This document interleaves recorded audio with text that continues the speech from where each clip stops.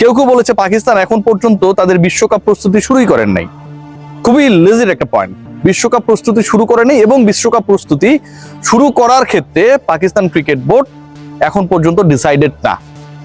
দ্বিতীয় পয়েন্ট যেটা এসেছে যে পাকিস্তান বাংলাদেশকে গাছে তুলে দিয়ে মই টেনে নিল, শেষ পর্যন্ত বাংলাদেশের কি হবে? তাদেরকে বাঁচাতে কেউ আসবে না, বিশ্বকাপ খেলবে না। বিশ্বকাপ না খেলার কারণে বাংলাদেশের উপরে স্যাংশন আসছে এবং সামনের ভবিষ্যৎ খুবই খারাপ। কোয়ালিফায়ার খেলে পরবর্তী বিশ্বকাপগুলোতে বাংলাদেশকে কোয়ালিফাই করতে হবে। থার্ড যে পয়েন্ট, সন্ধ্যা নাগাদ নতুন নতুন নিউজ আসা শুরু করলো এবং সেখানটায় বলা হলো গালফ নিউজের বরাদে। আমার আলোচনাটা প্লিজ শোনার জন্য অনুরোধ করছি সবাইকে। সেই নিউজে বলা হলো, গালফ নিউজের বরাদে যে নিউজটা করা হলো, যেহেতু গালফ নিউজটা হচ্ছে অনেকটা পাকিস্তান বেসড, সেখানটায় বলা হলো যে পাকিস্তান এরকম কোনো কমিটমেন্ট করে নাই যেখানটায় বাংলাদেশ দলকে নিয়ে যদি সুবিচার নিশ্চিত না হয়, আইসিসির কোর্টে বাংলাদেশের বিশ্বকাপ খেলার ভাগ্য নির্ধারণের ক্ষেত্রে যদি নিরপেক্ষ ভেন্যুর ব্যবস্থাপনার ক্ষেত্রে আইসিসি প্রপার স্টেপ না নেয়, তাহলে পাকিস্তান এরকম কোনো ওয়াদা করেনি যে তারাও বিশ্বকাপে খেলবে না। Let's come to the point. প্রথম যে পয়েন্ট যেটা, সেটা হচ্ছে ইএসপিএন ক্রিক ইনফো, ক্রিকবাজ যে নিউজগুলো করেছিল যে বাংলাদেশকে ডেডলাইন দেওয়া হয়েছে এবং পরবর্তী সময়ে এই নিউজগুলো, এই ডেডলাইন কেন্দ্রিক যে নিউজগুলো দেওয়া হয়েছিল, Bangladesh cricket board official press briefing করে বলেছে এরকম কোনো ডেডলাইনের ডিসকাশন গত স্যাটারডের বৈঠকে হয় নাই। ব্যাপারটা কিন্তু এরকম না কোনো একজন মিডিয়া এজেন্সি থেকে ফোন করলো বা আমি ফোন করলাম, বাংলাদেশ ক্রিকেট বোর্ডের নাম প্রকাশে অনিচ্ছুক কোনো কর্মকর্তা বলল যে এরকম কোনো ডিসকাশন হয় নাই। ব্যাপারটা এরকম না। এইরকম একটা জায়গায় বাংলাদেশ ক্রিকেট বোর্ডের মিডিয়া কমিটির চেয়ারম্যান আমজাদ ভাই, তিনি এসে যখন এই ডিক্লারেশনটা দেন এবং তিনি এই ডিক্লারেশন দেওয়ার আগে যারা ওই মিটিং এ ছিলেন প্রত্যেকের সাথে কথা বলে কনফার্মেশন নিয়ে তারপরে মিডিয়া এসে 35 সেকেন্ডে সেই ব্রিফটা করেছিলেন, যেখানটায় বলা হচ্ছে এরকম কোনো ধরনের ডিসকাশন হয় নাই। তাহলে ডিসকাশন হওয়ার আলোচনাটা কারা করলো? Indian media. প্রোপাগান্ডা কারা ছড়ালো? Indian media. এবং সেই ইন্ডিয়ান মিডিয়া বলছে কি, বাংলাদেশকে 21 তারিখের মধ্যে ডিসাইড করতে হবে whether they want to play the upcoming world cup or not. Let's come to another point. গতকাল রাতে বিবিসি নিউজ করেছে, বিবিসি ব্রিটিশ ব্রডকাস্টিং চ্যানেল। এখন বিবিসি বাংলা আছে, উর্দু আছে, হিন্দি আছে, বিবিসির তো বিভিন্ন ভাগ রয়েছে, রাইট? এটা হচ্ছে মেইন বিবিসি ভাই, ওই যে ইউকে থেকে যে বিবিসিটা পরিচালিত হয় এবং যার ব্রাঞ্চ হিসেবে, শাখা হিসেবে, যার সিস্টার কনসার্ন হিসেবে অন্য আউটলেটস গুলো বিভিন্ন দেশে কাজ করে, সেই মেইন বিবিসি রিপোর্ট করেছে। খেয়াল করুন এবং শুনুন, বিবিসি ব্রিটিশ ব্রডকাস্টিং চ্যানেল জানাচ্ছে যে স্কটল্যান্ডের সাথে আইসিসির কোনো ধরনের যোগাযোগ হয় নাই। স্কটল্যান্ডকে রেডি রাখা হচ্ছে বাংলাদেশের বিকল্প হিসেবে, এরকম কোনো ধরনের কমিউনিকেশনস হয় নাই। এবং এই কমিউনিকেশনস নিয়ে যে নিউজগুলো ছড়ানো হয়েছে, স্কটিশ ক্রিকেট বোর্ডের সাথে যারা জড়িত তারা দাবি করেছে তারা এর ব্যাপারে কোনো কিছুই জানে না। তার মানে কি, স্কটল্যান্ডকে সামনে এনে বাংলাদেশ খেলবে না, তারা রিপ্লেস করবে, এই পুরো নিউজগুলোই ভুয়া। ব্রিটিশ ব্রডকাস্টিং চ্যানেল যারা পুরো ব্রিটেনকে প্রতিনিধিত্ব করে এবং সেই ব্রিটেনের 4টা গুরুত্বপূর্ণ part, England, Wales, Northern Ireland এবং স্কটল্যান্ড, এই যে 4টা পার্ট, আপনি যদি গ্রেট ব্রিটেনের ভিসা পান, আপনি প্রত্যেকটা দেশে যেতে পারবেন, আলাদা আলাদা দেশ। এবং সেই দেশগুলোর অথবা ওয়ার্ল্ডের, আমরা যদি অন্যভাবে কাউন্ট করি, বিগার অ্যাসপেক্টসে কাউন্ট করি, BBC it matters and they made the report. বিবিসির জন্য কিন্তু এটা তাদের নিজেদের রিপোর্ট।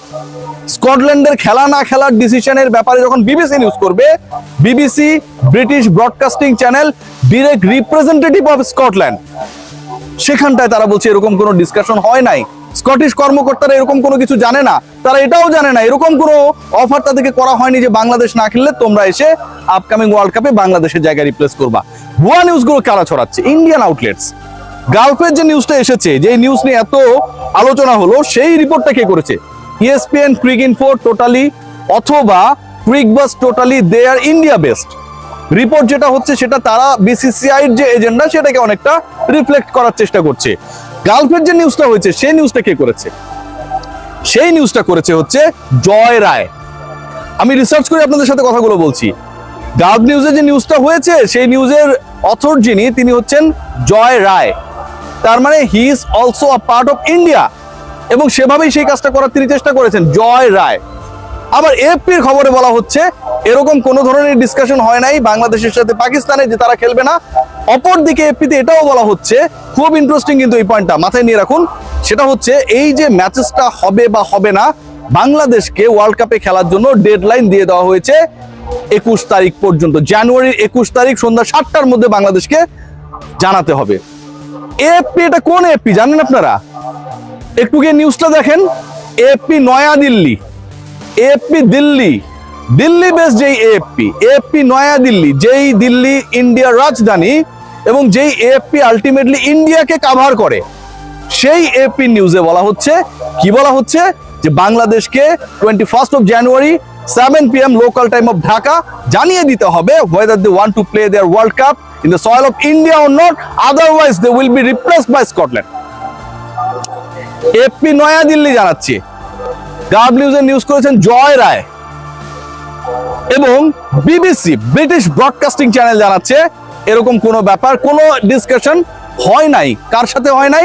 স্কটিশ ক্রিকেট বোর্ডের সাথে হয় নাই আইসিসির। তার মানে বিবিসি তো নিশ্চয়ই ভুয়া নিউজ করছে না। Bangladesh cricket board official press মিটে জানাচ্ছে, কি জানাচ্ছে, ভেরি ইম্পর্টেন্ট, যে আমাদের সাথে ডেডলাইন, টাইমলাইন, টাইমিং এরকম কোনো ধরনের we have with the ICC. আমাদের আইসিসির সাথে যেই মিটিংটা একজন ছিলেন এবং ইন পার্সন একজন ছিলেন, সেই মিটিং এ এরকম কোনো ডিসকাশন হয় নাই। বাংলাদেশ ক্রিকেট বোর্ড জানাচ্ছে হয় নাই, বিবিসি জানাচ্ছে স্কটল্যান্ডের সাথে কোনো কথা হয় নাই। অথচ ইন্ডিয়ান আউটলেটস, মিডিয়া আউটলেটস গুলো যখন ছড়িয়ে দিচ্ছে যে বাংলাদেশের ওয়ার্ল্ড কাপের কোনো হোপ নেই, আমরা যেন নাচানাচি শুরু করে দিয়েছি। বাংলাদেশকে কেন্দ্র করে ডেডলাইন, যে টাইম লাইন, যেই আলোচনা, যেই বিতর্ক, যে ধরনের পক্ষ নেয়া বিপক্ষে যাওয়ার ঘটনা ঘটেছে গত 4 জানুয়ারি থেকে আজকের ডেট পর্যন্ত, প্রত্যেকটার পেছনে বাংলাদেশের পক্ষে শক্ত লজিক রয়েছে। বাংলাদেশ কিন্তু